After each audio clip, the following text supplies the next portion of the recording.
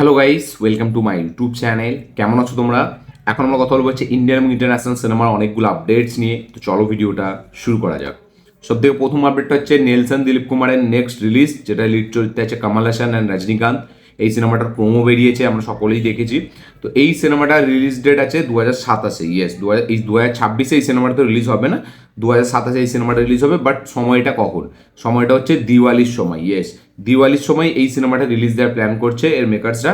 এবং এখন এই মুহূর্তে নেলসন এই সিনেমার জন্য কাস্টিংয়ের কাজ করছে। ইয়েস, এখনও কাস্টিং পুরোপুরি ফাইনালাইজড হয়নি যে কারা কারা আরও থাকবে এই সিনেমাটা, শুধু রজনীকান্ত এবং কমল হাসানের ব্যাপারটা উঠে এসছে। তো 2027-এর দিওয়ালির সময় এই সিনেমাটা রিলিজ হবে এবং এই সিনেমাতে মেবি আমরা আরও কিছু নতুন মানে ভালো চমক, বড় চমকের মুখ কিছু দেখতে পেতে চলেছি। ইয়েস, এরকমই লেটেস্ট আপডেট। তো আপনাদের এই আপডেটটা জেনে কি বক্তব্য, কি মতামত অবশ্যই কমেন্টে লিখে জানাবেন। কারা কারা কমল হাসান রজনীকান্তকে একসাথে দেখার জন্য খুব এক্সাইটেড অবশ্যই কমেন্ট করবেন। নেক্সট আপডেট হচ্ছে আমাদের সামান্থাকে নিয়ে। তো রাজ অ্যান্ড ডিকে তারা কাজ করতে চলেছে সালমান খানকে নিয়ে। এই আপডেটটা আমি বহুবার দিয়েছি এবং কিছুদিন আগেই দিলাম যে সুপার হিরো জনরার ফিল্ম হতে চলেছে ওই ফিল্মটা, যেখানে আমরা সালমান খানকে সুপার হিরো চরিত্রে দেখতে পেতে চলেছি।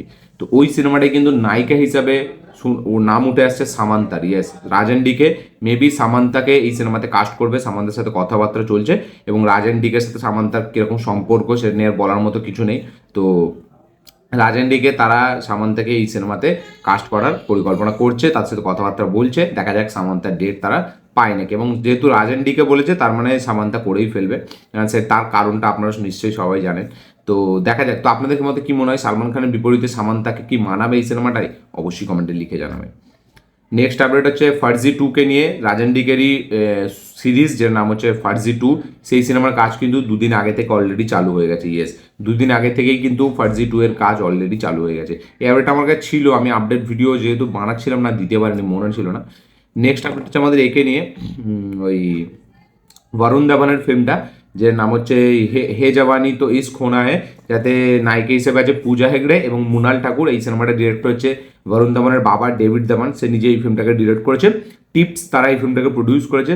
তো এই সিনেমাটার ইনিশিয়াল রিলিজ ডেট ছিল 5ই জুন। ইয়েস, জুন মাসের 5 তারিখে এই সিনেমাটা রিলিজ দেওয়ার প্ল্যান ছিল। বাট যেহেতু 4 তারিখে শিফট করে গেছে আমাদের টক্সিক, ইয়াসের টক্সিক, তো যার কারণে কিন্তু তারা এই ডেটটা থেকে সরে গিয়ে এখন কিন্তু তারা নতুন রিলিজ ডেট দিয়েছে 12ই জুন। ইয়েস, বরুণ ধাবানের নেক্সট ফিল্ম, যেটাতে আছে আমাদের পূজা হেগড়ে, মুনাল ঠাকুর, ফিল্মের নাম হচ্ছে হে জওয়ানি তো ইস খোনা হে, তার বাবাই ডিরেক্ট করেছে এই সিনেমাটা। তো এই সিনেমাটা নতুন রিলিজ ডেট হচ্ছে 12ই জুন।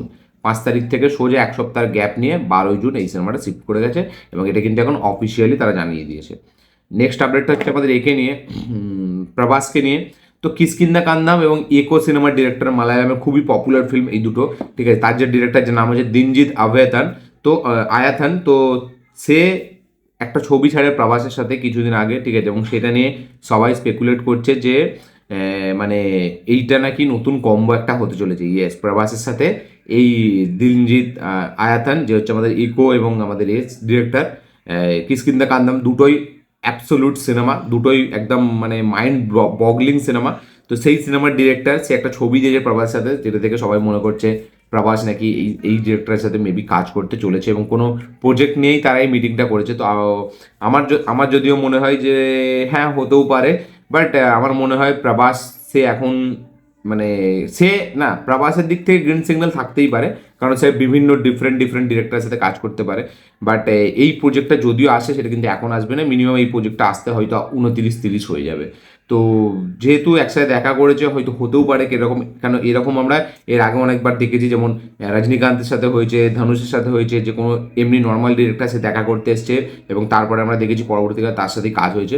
তো এটা আমারও মনে হয় হলে হতে পারে, ঠিক আছে। তো কোনো কিছুই মানে প্রভাস আছে, যেহেতু প্রভাস সবার সাথেই কাজ করে, মারুতির মতো ডিরেক্টরের সাথে যদি কাজ করে, আর দিনজিৎ আয়ান তো মানে মানে ফাকিং অ্যাবসোলুট ডিরেক্টর, ঠিক আছে। তো তার সাথে কেন কাজ করবে না?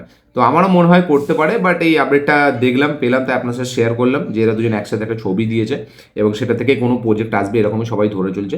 আপনাদের কি বক্তব্য এটার উপর অবশ্যই কমেন্ট লিখে জানাবেন। আমার যদিও মনে হয় প্রজেক্ট হলে হতেও পারে, বাট সেটা রিসেন্ট 2-3 বছর নয়, সেটা আরও অনেক লম্বা পড়ে, মানে মিনিমাম 29 এরকম সময় চলে যাবে। তো কি বক্তব্য আপনাদের অবশ্যই শেয়ার করবেন।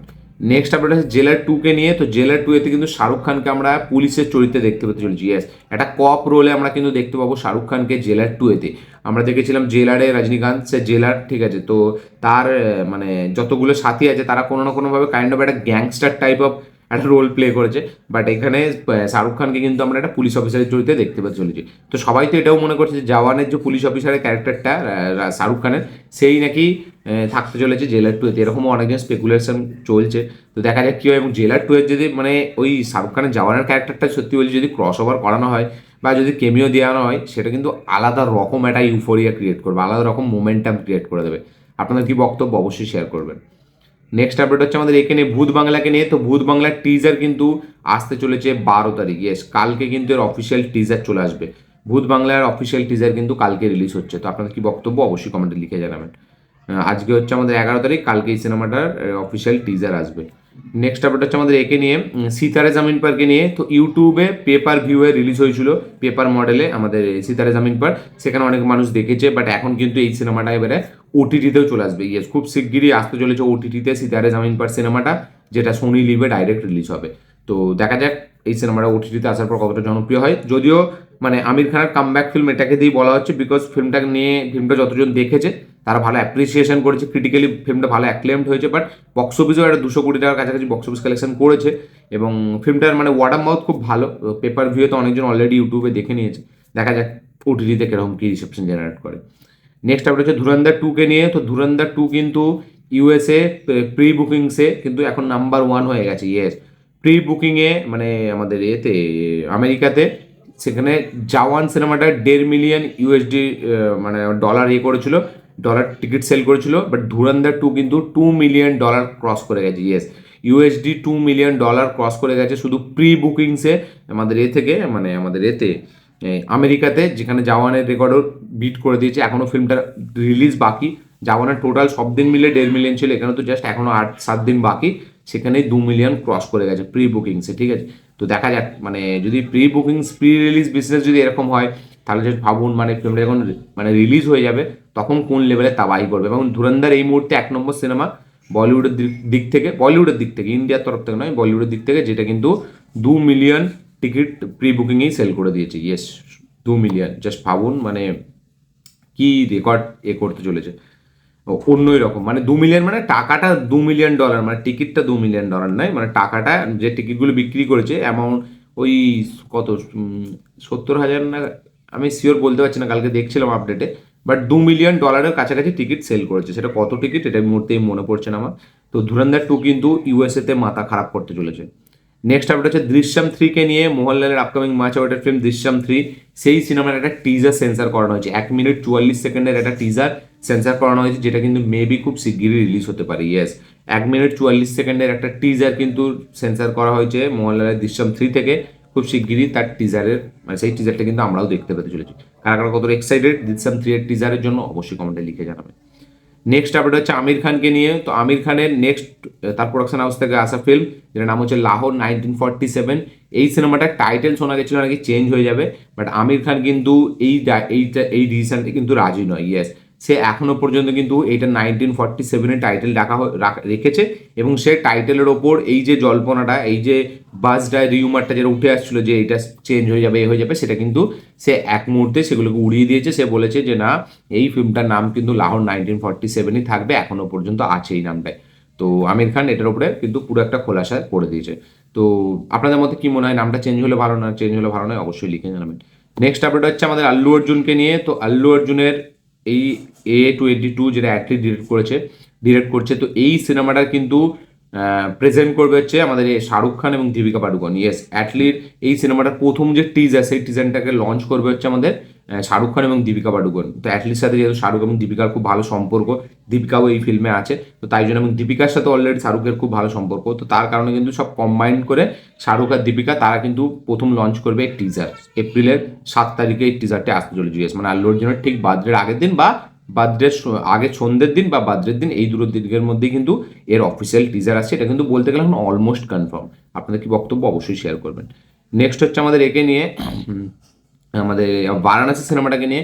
তো বারাণসী স্কাই ব্লু সিনেম্যাটিক্স বলে একটি আমাদের যারা ব্র্যান্ডকে প্রমোট করে, ঠিক আছে, মানে ব্র্যান্ড অ্যাডভার্টাইজ করে, তো তাদের সাথে কোলাবোরেশন করেছে যেন বারাণসী সিনেমাটা মানে আমাদের এতে বাইরে ভালোভাবে অ্যাডভার্টাইজ করতে পারে। ইয়েস, স্কাই ব্লু সিনেম্যাটিক্স কোম্পানির সাথে ডিল করেছে বারাণসীর মেকার্সরা, যারা এই মানে কি বলবো এই সিনেমাটাকে ভালোভাবে ব্র্যান্ড এই সিনেমাটাকে ভালোভাবে অ্যাডভার্টাইজ করবে, যে বাইরে যাতে এই সিনেমাটার অ্যাডটা বেশি চলে এবং যাতে সিনেমাটার সম্পর্কে লোকে বেশি জানে, ঠিক আছে। মানে এরা ব্র্যান্ড অ্যাডভার্টাইজমেন্ট দেয়, ঠিক আছে। এবার তারা এই সিনেমাটাকেও অ্যাজ এ একটা ব্র্যান্ড হিসেবে তারা অ্যাডভার্টাইজ করবে, যাতে বাইরে ভালো এই সিনেমাটার রিসেপশনটা আরও ভালো জেনারেট হয়।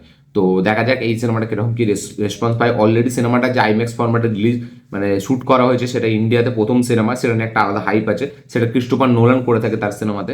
তো সেই নিয়ে এরা কোলাবোরেশন করেছে একসাথে এই টিমের সাথে। তো দেখা যাক সিনেমাটা বাইরে কতটা সুন্দর অ্যাডভার্টাইজমেন্ট ভালো করে এই কোম্পানি, সেটা দেখবো মতো কিছু হবে। তো এই ছিল আজ টোটাল আপডেট, ইন্ডিয়ান আপডেট, তার পাশাপাশি ইন্টারন্যাশনাল আপডেটগুলো জেনে আপনাদের কি বক্তব্য, কি মতামত, কি রিয়াকশন অবশ্যই কমেন্টে লিখে জানাবেন। যদিও এতে কোনো ইন্টারন্যাশনাল আপডেট ছিল না, বাট তাও আছে, একটা আছে যেটা আমি শর্টসের জন্য বাঁচিয়ে রেখেছি।